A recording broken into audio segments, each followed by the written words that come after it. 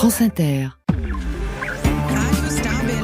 It's Morning Edition from NPR News. MCT 3حاليا راديو روزانا بباريس. Produce gente en la radio. Faut pas changer de radio. France Inter. Le 18-20. Christelle Rebière. Et on élargit la focale ce soir. Pope Francis has died. Pope Francis qui umarł. Zmarł papież Franciszek. Muerto el Papa Francisco. Estoy en posición de confirmar esta mañana lo que ya se temía. Ha muerto su santidad el Papa Francisco. Questa è la notizia. È morto Papa Francesco. Le pape François est mort ce matin, c'est une information ourbi et torbi et plusieurs images fortes se bousculent dans nos têtes. Celle de ce pape si affaibli hier mais allant chercher une dernière fois le contact avec les fidèles en écho à sa toute première apparition publique au balcon du Vatican le 13 mars 2013. À peine élu, vêtu d'une simple soutane blanche, ce pape venu du bout du monde, comme il disait, qui demande aux fidèles de prier pour lui en s'inclinant. Celle de François à Lampedusa, là où affluent les migrants. Le même, place Saint-Pierre en 2020, prononçant la bénédiction Urbi et Torbi sur une gigantesque place vide à cause du Covid. Le pape qui pleure aussi en évoquant le sort de l'Ukraine. François aura imposé un style inédit et aura assumé sa charge jusqu'au bout de ses forces. Il disait en 2023, je crois que le ministère du pape doit être exercé à vie. Il a été fidèle à cette idée jusqu'au bout. Et sur le fond, le jésuite argentin est resté un homme du Sud, pape des pauvres, des migrants, des périphéries de la fraternité à la fois populaire et réformiste, mais jusqu'où? On le disait clivant, bousculant les catholiques plus réactionnaires. Quel héritage va-t-il laisser et qui pour lui succéder? Eh bien, pour en parler ce soir, Bruno Duvic, évidemment le correspondant de France Inter à Rome, qui est notre fil rouge aujourd'hui. Bonsoir Bruno. Bonsoir. Monseigneur Patrick Valdrini depuis Rome aussi, bonsoir.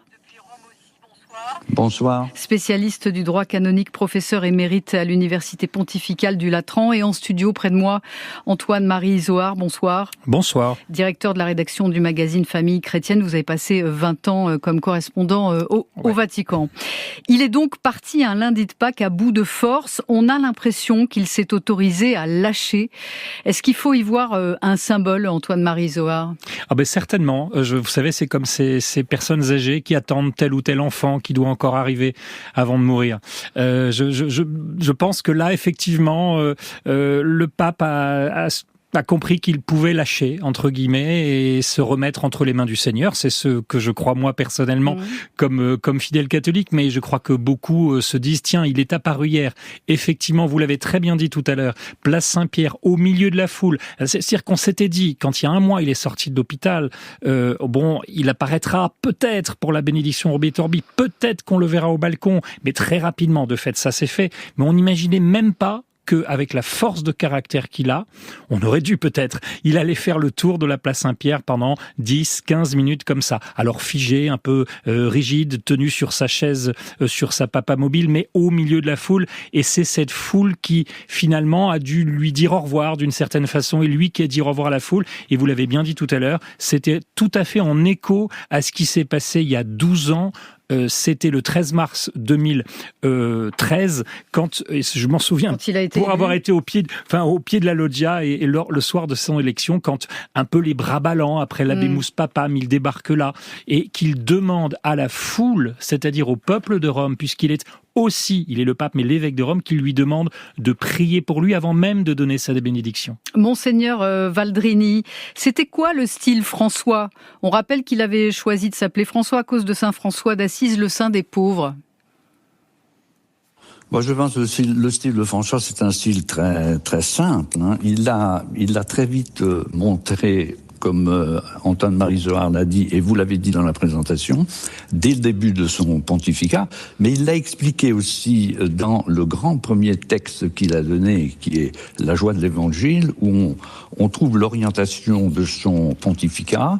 Il parle de l'Église telle qu'il la conçoit, une église en sortie, et dont il dit qu'elle doit être une église aux portes ouvertes. Et cette orientation, on l'a vu dans la manière dont il a lui-même agi, car c'est un pape qui va laisser certainement un patrimoine de pensée, c'est-à-dire des textes importants qu'il va falloir comme on fait pour tous les papes, lire, relire, etc. Mais c'est un pape aussi d'action. Ce qui m'avait beaucoup frappé, c'est quand il a fait sa première homélie, vous savez, la première messe, aussitôt après l'élection, le lendemain avec les cardinaux, on lui avait préparé un texte, bien évidemment. Il a mis le texte de côté et il a parlé, comme on dit en italien, a braccio, c'est-à-dire sans texte. Or, il a pris 3 mots, et c'était 3 verbes. Or, ça, c'est le style François, c'est l'action.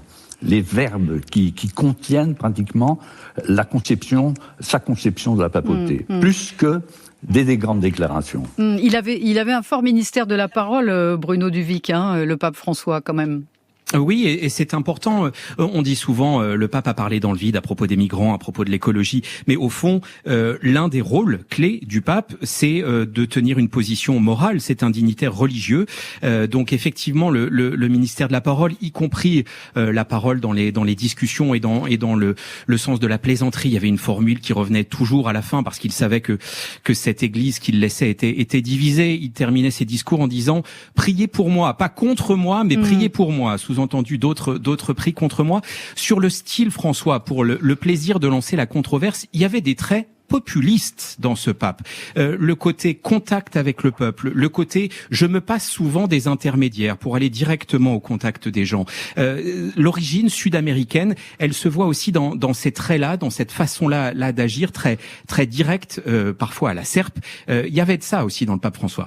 Et il avait dû aussi s'imposer, donc vous parliez de ses origines sud-américaines, en tant que premier pape non européen depuis le 8e siècle. Ce pape argentin devait briser l'hégémonie de l'Europe sur l'Église catholique. Antoine-Marie Isoard.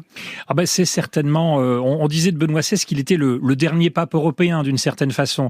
Évidemment, tout d'un coup, on a Jorge Mario Bergoglio qui débarque d'Argentine, qui dit effectivement, je suis le dernier, les cardinaux sont allés chercher un pape au bout du monde. Alors, il était un peu en écho à ce qu'avait dit Jean-Paul II déjà. On est allé me chercher derrière le rideau de fer en 78 lorsque Jean-Paul II est élu. Et à certains égards, moi j'y repense beaucoup aujourd'hui, il y a de grandes similitudes entre ces deux pontificats. Des pontificats assez différents sur certains choix, sur certaines orientations, mais malgré tout, des pontificats très puissants, très forts, quand Benoît XVI a été plus discret, dans une grande humilité, un pape théologien qui a fait beaucoup pour l'Église, qui a lancé des dossiers, on le redira, mais comme la question des abus, comme la question de la réforme des finances, mais qui ont été pris à bras-le-corps après par François, parce que Benoît XVI ne savait pas forcément faire avec la machine Église et compagnie. Et puis parce qu'il fallait du temps, et le temps, il lui en a manqué.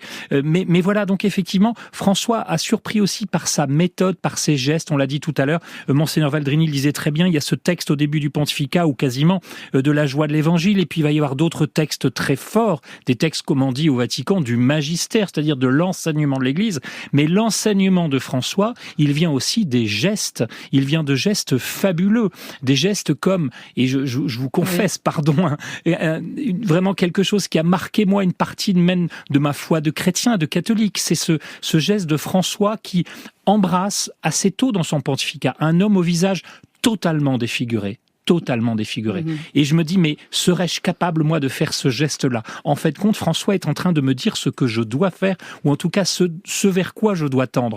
Et puis François, quelques semaines plus tard, lors d'une audience générale, place Saint-Pierre, il est sur sa papa mobile, et vous savez, alors on lui refile des gamins embrassés, des bébés, des ceci, des cela, et puis là, tout d'un coup, je ne sais comment c'est arrivé, on lui met dans les bras un jeune gamin, un jeune garçon tétraplégique, au corps totalement meurtri, et il embrasse cet enfant sur le front. Moi, ça a transformé, je ne peux pas en parler sans avoir les larmes aux yeux, ça a transformé ma vie de chrétien à certains égards pour mon engagement personnellement vers les personnes handicapées. Évidemment qu'il y a des choses qui grattent un peu dans ce pontificat. Moi, je suis parmi les peut-être, voilà, les conservateurs ou les classiques, conservateurs certainement pas, mais classiques, il y a certainement des choses qui grattent. Mais ce pontificat est tout de même une révolution. Une révolution, est-ce que vous diriez ça aussi, Monseigneur Valdrini ? Alors, une révolution, oui, d'une certaine manière, oui. C'est fort, une révolution, parce qu'il était quand même aussi dogmatique, quand même. C'est pour ça que je dis, oui, d'une certaine manière, je pense que c'est la manière de vivre.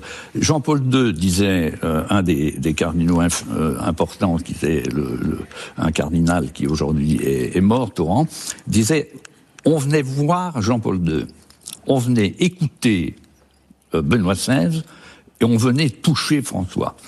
Et cette proximité du pape avec le peuple est une certaine révolution. On peut pas, le mot est très fort, c'est un changement, une rupture, disons. Et c'est ce qui a plu aux Romains. D'ailleurs, ce qui est frappant aujourd'hui, et Bruno Duvic pourrait peut-être le confirmer, mais il y a une tristesse dans la ville, il y a une émotion, parce que le pape, c'est l'évêque de Rome, il y a un lien très fort entre Rome et le pape, qui est une autorité respectée. Donc, on l'a vu arriver en 2013, comme vous avez dit, on l'a vu faire des gestes, on l'a vu vieillir, on l'a vu malade, etc. Mais il y a une espèce de sérénité. Pourquoi ? Parce que c'est vraiment quelqu'un d'entre nous. Et ça a plu aux Romains. Il est venu dans Rome, il s'est promené dans Rome, il a été acheter des lunettes dans Rome, il a été acheter des disques dans Rome. Donc, il avait cette proximité. Ces gestes ont montré que le pape était, au fond, quelqu'un d'extrêmement simple, qui a une fonction évidemment extrêmement importante, mais ça reste un homme. Et dans l'histoire de la papauté récente, le pape est quelqu'un qu'on ne touchait pas, il était très loin.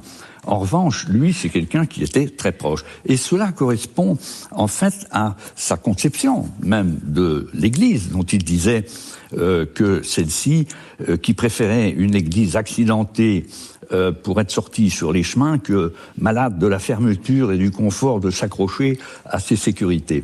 Donc c'est vraiment quelqu'un qui a voulu...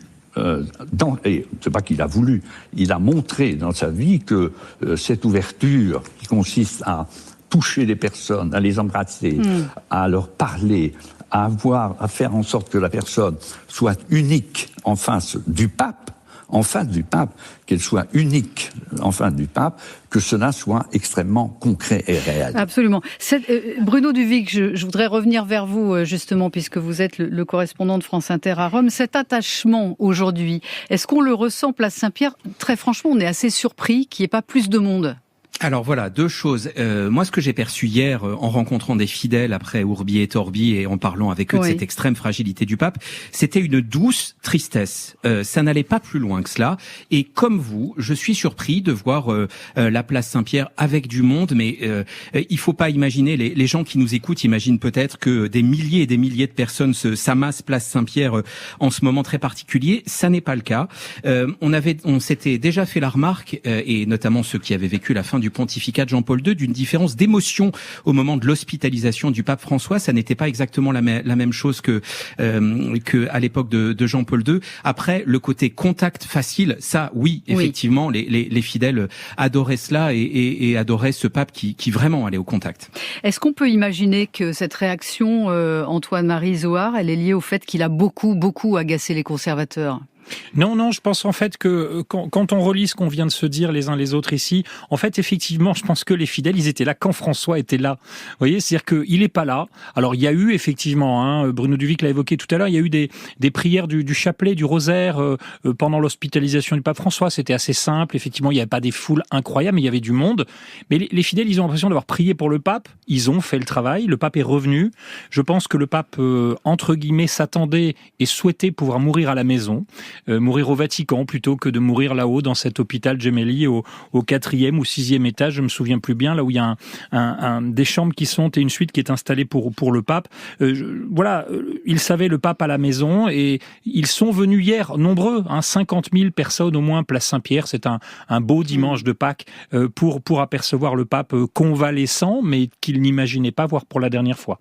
Alors François a voulu une église plus accueillante, on a envie de dire plus inclusive, vis-à-vis des femmes, vis-à-vis des homosexuels par exemple, et il a aussi à plusieurs reprises fermement condamné les abus sexuels dans l'Église, comme ici je vous propose de le réentendre, c'était en 2023.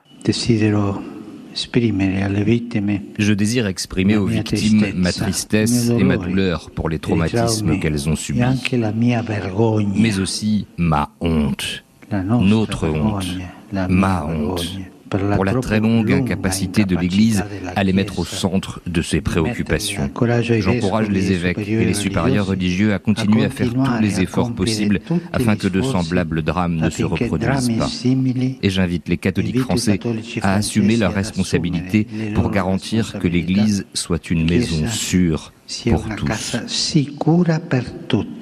Voilà, on l'entend, les mots du pape François sont forts. Mais qu'est-ce que ça a changé au fond, Monseigneur Valdrini ?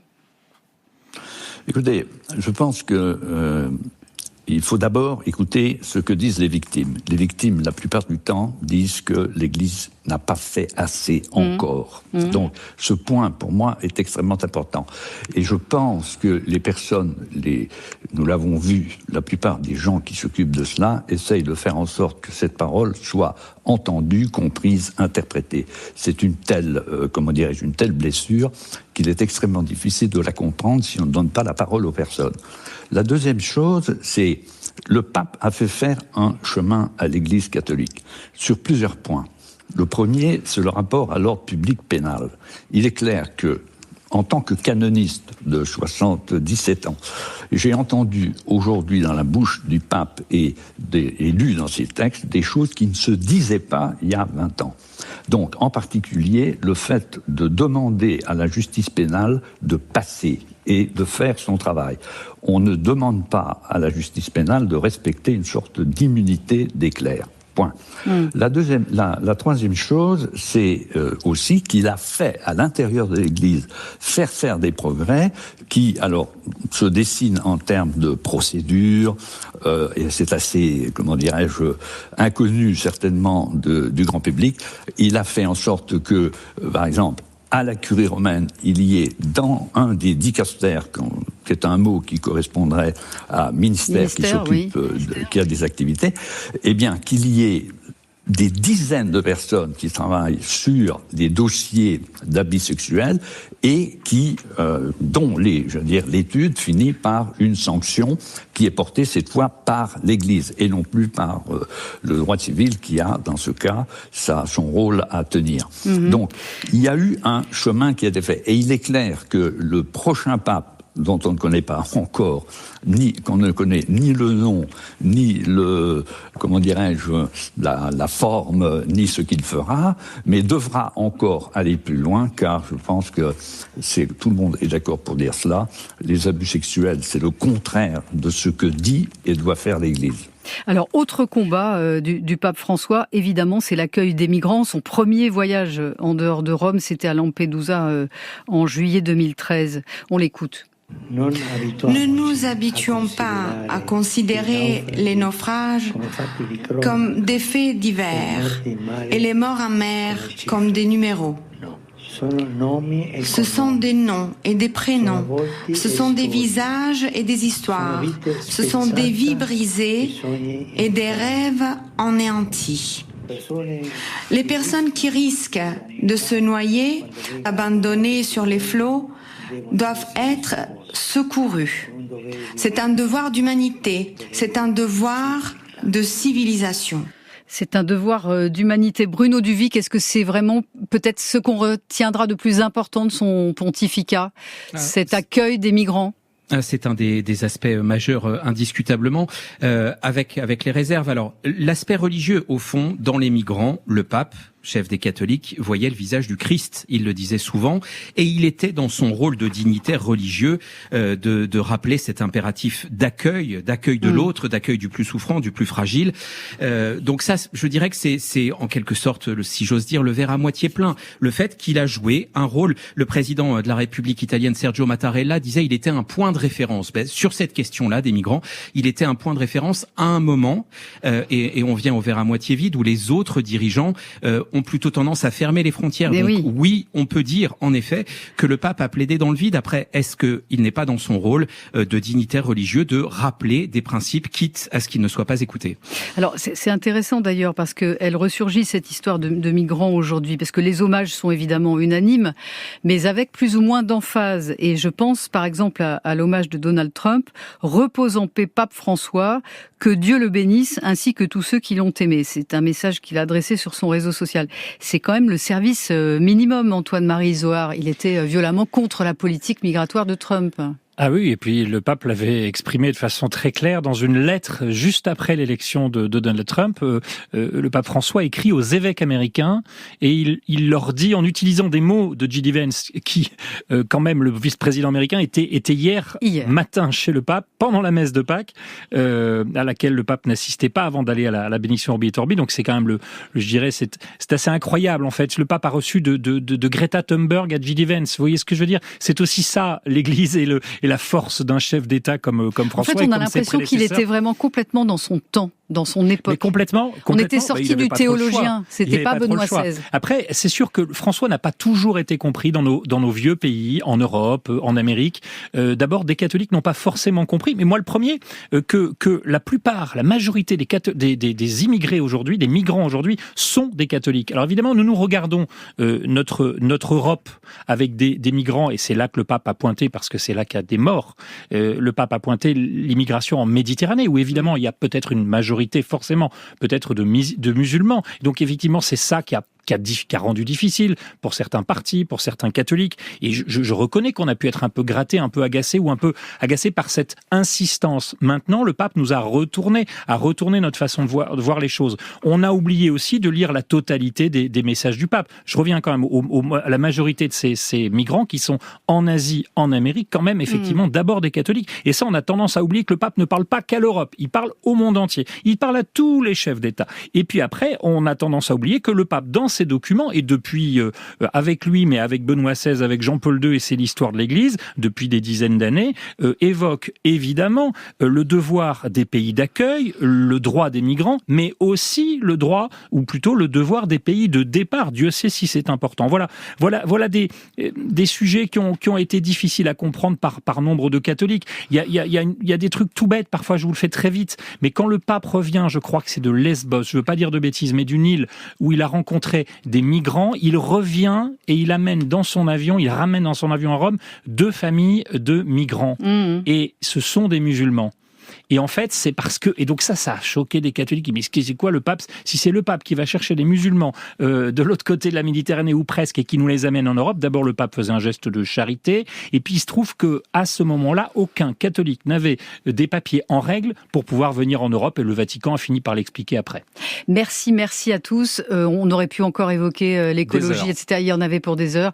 Parler de la suite, du protocole, des funérailles, etc. On y reviendra sans doute dans le téléphone sonne, parce que Bruno Duvic, notre fil rouge, restera avec nous. Merci infiniment Antoine-Marie Zohar. Merci aussi à vous Monseigneur Valdrini. Et puis à tout à l'heure Bruno. Cette édition spéciale évidemment consacrée à la mort du pape François continue. Ce sera la chronique de Claude Guibal dans Le Monde à 18h50. Et puis aussi la BO du Monde de Cyril Sauvageau qui nous fera entendre un disque du pape François. Oui, ça existe.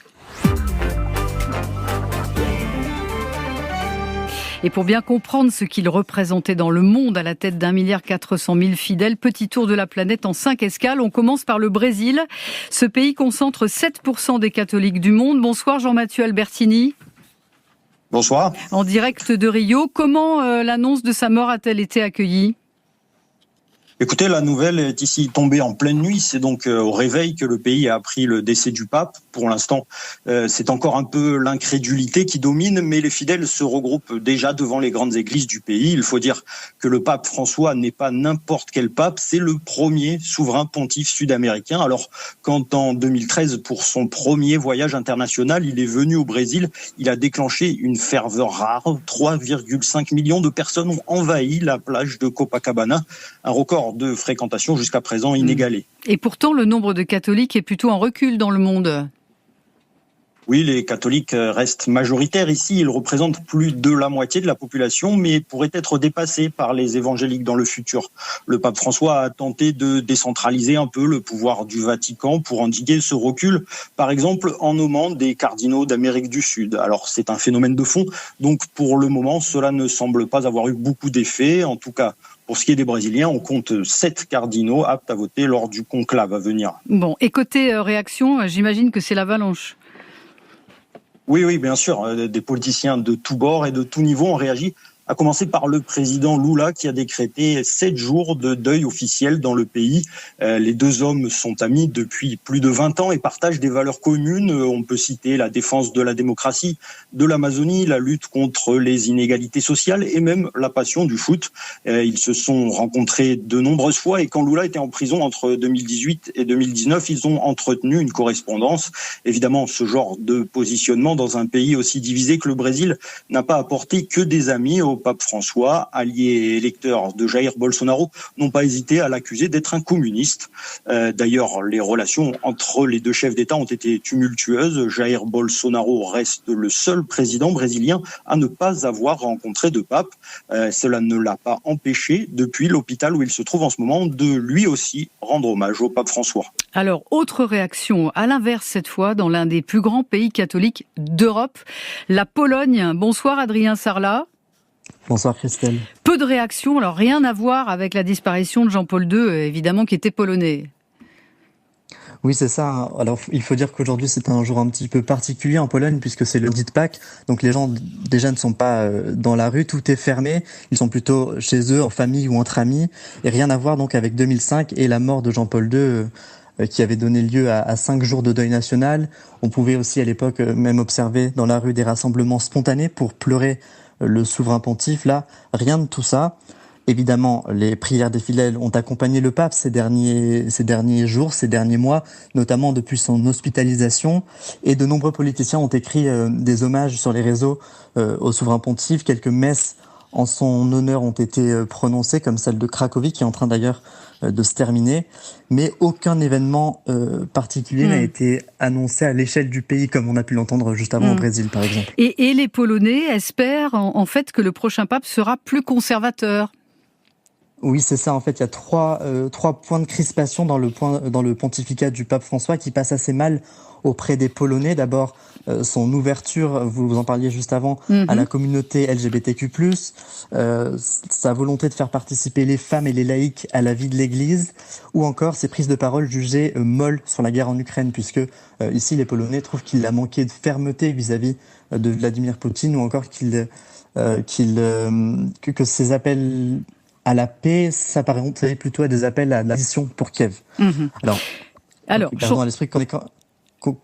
Oui, merci Adrien. Je voulais juste ajouter que ici, la référence, ça reste quand même Jean-Paul II, et donc forcément, les Polonais espèrent que le prochain conclave débouchera sur l'élection d'un prêtre plus conservateur et européen qui les comprendrait mieux à l'image de ce que Jean-Paul II pouvait représenter pour eux. Merci Adrien Sarlat. On change de continent. On part en Afrique, plus précisément au Kenya. Alban Tiroir en direct de Nairobi. Bonsoir. Bonsoir. Le pape François avait fait l'un de ses tout premiers voyages pontificaux au Kenya et ça avait été un immense succès populaire. Oui, absolument. La presse kenyane aujourd'hui a à l'unanimité commémoré une visite qui a laissé des souvenirs mémorables. Le pape François a passé en 2015 3 jours au Kenya et c'était 3 jours de ferveur. Les Kenyans s'étaient regroupés dans les rues de Nairobi, la capitale, derrière les barricades de police dans l'espoir d'apercevoir le pape François. À chaque passage, il était accueilli par des chants et des cris. Un des temps forts de sa visite a été la célébration d'une messe à l'université de Nairobi. Plusieurs centaines de milliers de personnes sont venues y assister. Des Kenyans, bien sûr, mais aussi des Congolais, des Rwandais, des Tanzaniens. Et malgré une pluie torrentielle, certains faisaient la queue dès les premières heures du matin pour être sûrs d'avoir une place. Ce qui a beaucoup marqué aussi dans cette visite, c'est que le pape s'est rendu dans un bidonville de Nairobi, le bidonville de Kangemi. Il y a tenu un discours assez fort pour dénoncer de nouvelles formes de colonialisme qui, selon lui, amplifient les injustices liées à l'exclusion urbaine.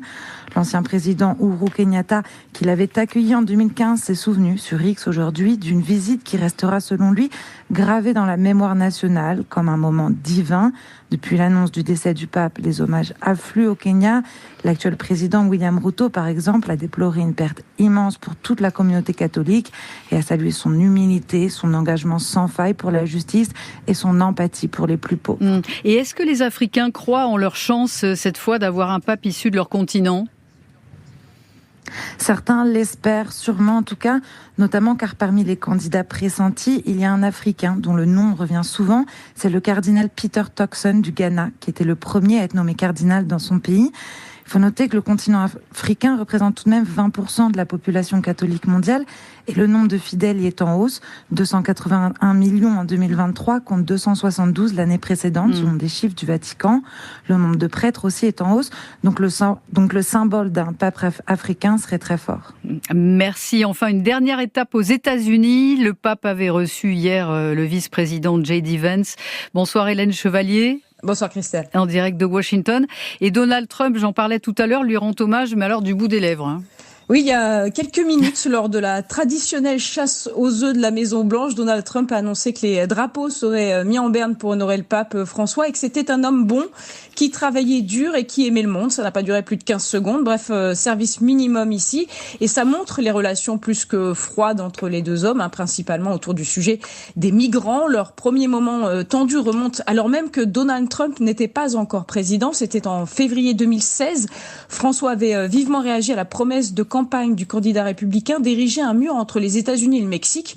Une personne qui ne pense qu'à construire des murs et non à construire des ponts n'est pas chrétienne, avait-il lancé, ce à quoi le milliardaire avait répondu avec son tact habituel. Je le cite, que si le Vatican est attaqué par l'organisation État islamique, je peux vous promettre que le pape priera pour que Donald Trump soit président. 9 ans plus tard, presque jour pour jour, rebelote. Cette fois, Donald Trump vient d'être fraîchement élu pour son deuxième mandat.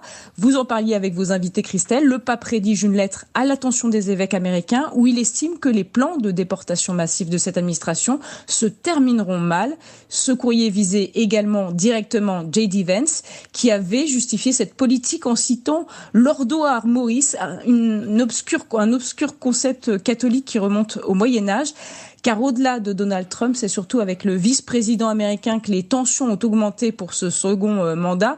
Vance s'est converti au catholicisme il y a 5 ans, après avoir été élevé dans un environnement protestant évangélique conservateur, aux antipodes de la vision très inclusive voulue par le pape François. C'est pourtant avec le vice-président américain que le souverain pontife aura eu son dernier entretien officiel. Un échange très court, quelques minutes où les sujets sensibles n'ont pas été abordés. Et les catholiques américains sont très divisés, Hélène ? Oui, à une époque, l'Église catholique américaine était plutôt celle qui était le moteur de la réforme de l'Église catholique. Cette partie existe toujours, mais elle est en train de devenir minoritaire. À l'image de J.D. Vance, il y a tout un pan ultra-conservateur qui a émergé ces dernières années. Plus de 80% des prêtres américains ordonnés depuis 2020 s'identifient comme conservateurs, une branche opposée à l'avortement, au mariage homosexuel, à la protection des migrants, qui pourtant est certainement la seule politique du pape François qui fait consensus ici chez les évêques américains, mais pas autant chez leurs fidèles. 55% des catholiques américains ont voté pour Donald Trump en novembre dernier. Merci Hélène Chevalier. Et on fera un tour sur la place Saint-Pierre tout à l'heure à 19h. La première messe en hommage au pape François doit débuter maintenant dans 40 minutes. How dare you? Christelle Rebière. Le 18-20. Le Monde à 18h, non pas 50 mais 53 ce soir, avec Claude Guibal, bonsoir. Bonsoir. Et on regarde avec vous, Claude, pourquoi la mort du pape François pourrait avoir un effet déterminant dans de nombreux pays. Oui, Christelle, car 1 milliard de catholiques estimés à travers la planète, c'est quand même aussi 1 milliard d'électeurs potentiels. Et on a vu ces derniers temps, on n'a pas arrêté de le répéter ce soir, combien la religion, les valeurs religieuses avaient joué un rôle déterminant ces dernières années dans certaines accessions au pouvoir. C'est vrai que pendant des siècles, l'Église a contrôlé le pouvoir avec les monarchies de droit divin, puis elle s'est posée en contre-pouvoir pendant la guerre froide avec l'élection de Jean-Paul II, ce petit cardinal polonais qui a joué un rôle essentiel dans la chute de l'Union soviétique en soutenant les mouvements anticommunistes. Et la fin de la guerre froide, c'est le début de la globalisation, de la mondialisation. Précisément, c'est ce système d'ailleurs qui est aujourd'hui attaqué à la fois par les États-Unis de Donald Trump, la Russie de Vladimir Poutine et aussi tous les populistes et souverainistes à travers le monde. Bref, aujourd'hui, la rupture, elle se fait pas sur une fracture géographique nord-sud ou ouest-ouest, mais sur une vision civilisationnelle et communautaire. On l'a dit encore ce soir, ce n'est plus un monde qui s'ouvre, mais un monde qui se referme. Et le pape François, lui, promouvait, on l'a dit aussi, une vision ouverte du monde, une vision inclusive, l'accueil des migrants, l'ouverture aux périphéries, avec l'entrée en nombre au sein de la curie romaine de cardinaux asiatiques, africains, sud-américains. C'était une vision sociétale, aussi bien plus ouverte aux femmes, aux homosexuels, aux exclus. Bref, tout ce que détestent ces nouveaux hommes forts de la planète. Donald Trump et J.D. Vance en tête, donc. Absolument. Et Hélène Chevalier le disait il y a quelques minutes. C'est pourquoi la rencontre du vice-président américain hier avec le pape à Rome était tout sauf anodine, parce que J.D. Vance, il appartient à ce qu'on appelle le catholicisme post-libéral. C'est une vision littérale de la Bible, une vision apocalyptique dans laquelle la guerre, la confrontation, ce sont des choses essentielles puisqu'elles précèdent l'arrivée du Messie, qui est donc espéré. Et ça, c'est une vision qui est aussi partagée par les ultra-orthodoxes juifs alliés, notamment de Benjamin Netanyahou. Et c'est pourquoi le choix du prochain pape pourrait faire toute la différence. Et oui. Moins d'Européens, plus Africains, plus Asiatiques. Le pape François a effectivement profondément remodelé le paysage de ces cardinaux qui vont, dans les jours qui viennent, élire son successeur. Il en a nommé plus de 60%. Alors, ce sont des hommes dont on peut imaginer qu'ils partagent les positions, mais ce sont quand même des positions très clivantes au sein d'une église qui est plus divisée que jamais. Or, le lobbying, il est intense parmi ces électeurs-là. Des think tanks conservateurs aux États-Unis ou en Europe ont ainsi invité très récemment les nouveaux cardinaux asiatiques à réfléchir ensemble à la notion de famille, la notion d'identité. Et en France, les médias proches de Vincent Bolloré font, eux, campagne pour le cardinal guinéen Robert Sarah, qui est un opposant du pape François, un homme connu pour sa critique de la décadence des valeurs du monde occidental. Et ça, c'est un discours qui résonne beaucoup et qui résonne autant à Washington, Budapest, Buenos Aires ou à Moscou. Décryptage Claude Guibal. France Inter, le 18-20. Et c'est l'heure de la BO du Monde. Bonsoir Cyril Sauvageau. Bonsoir. Vous avez ressorti pour nous des oubliettes, il faut bien le dire, un projet un peu méconnu du pape François, un disque de rock enregistré il y a 10 ans avec des musiciens italiens. Oui, alors je vous le dis tout de suite, vous n'entendrez pas François s'égosiller comme un rocker, ce sont uniquement des extraits de discours et d'homélies mixés à de la musique, mais le projet est suffisamment original pour avoir surpris tout le monde à sa sortie en 2015. Et la Iglesia no puede ser una ONG.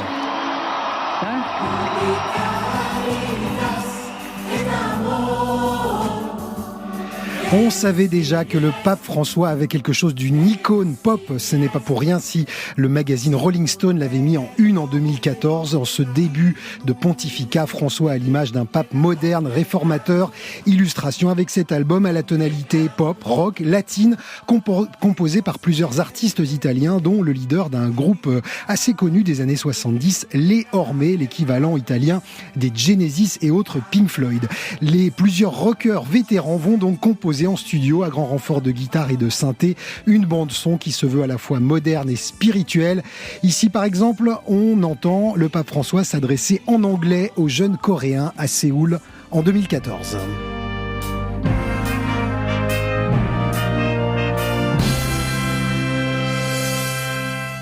Wake up. Wake up. C'est sobre quand même. C'est sobre.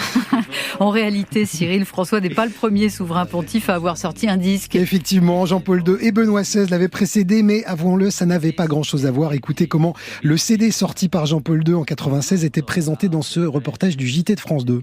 Si le Saint-Père a accepté de prêter son image à ce spot, c'est pour la bonne cause, la sienne, celle d'un disque des prières du rosaire, livré, précise la pub, avec son chapelet.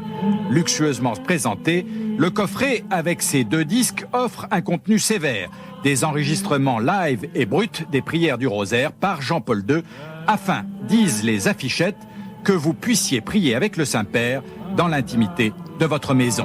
La grande musica. Un contenu sévère, on pourrait en dire autant de l'album Alma Mater de Benoît XVI en 2009, un disque mêlant prière et chant dédié à la Vierge Marie. Pas grand chose à voir donc avec ce projet tout à fait original du pape François. Réécoutez-le aujourd'hui, c'est intéressant à entendre, un mélange de rock planant et d'envolée lyrique, Wake Up, qui a même eu droit à sa critique dans Pitchfork, le grand webzine musical américain de référence. Il faut dire qu'il y a des guitares qui méritent d'être entendues.